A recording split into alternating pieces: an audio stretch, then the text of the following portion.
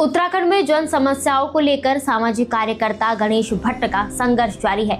जुड़ेगा गढ़वाल, आएगी खुशहाली के संकल्प के साथ वे 2 मार्च से पीठशेण से देहरादून तक की नंगे पांव यात्रा कर रहे हैं। पाबों में 40 दिनों के धरने के बाद भी सुनवाई न होने पर उन्होंने यह कदम उठाया। उनकी मुख्य मांगों में पाबों में उप तहसील व अस्पताल की स्थापना, पहाड़ में एम्स और डोईवाला टोल टैक्स की समाप्ति शामिल है। गणेश भट्ट पौड़ी जिलाधिकारी को ज्ञापन सौंपकर अब मुख्यमंत्री से मिलने के लिए देहरादून की ओर निकल पड़े हैं।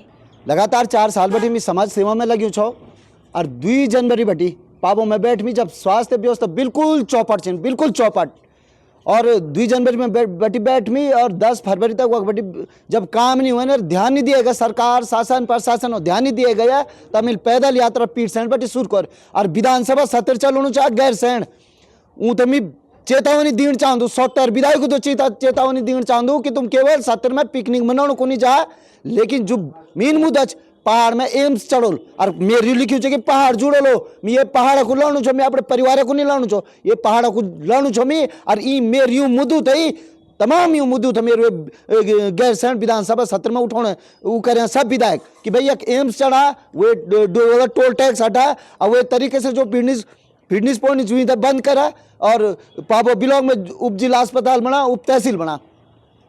मेरा बिंदु क्या है कि यहाँ पर जो है कि हमारे उत्तराखंड से पलायन दिन प्रतिदिन पलायन बढ़ता जा रहा है। उस पलायन का कारण क्या है? कारण यह है कि हमारी जो यहाँ पर धरती बंजर पड़ रही है, वही पलायन का मुख्य कारण है। बंजर किस लिए पड़ रही है?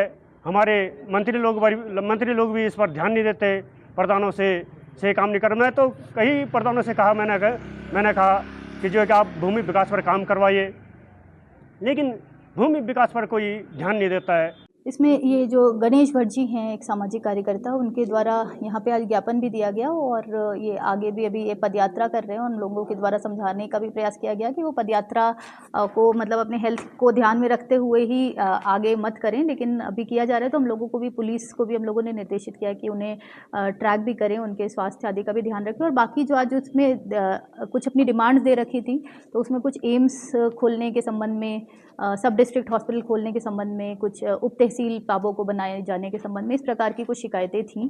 तो इसको हम लोग जो संबंधित होंगे उनको हम लोग रिक्वेस्ट भी कर लेंगे। और बाकी जो हमारे स्तर की एज सच कोई जंगली जानवर वाली एक शिकायत थी उनकी, तो उसके लिए भी हम लोगों ने डीएफओ को निर्देशित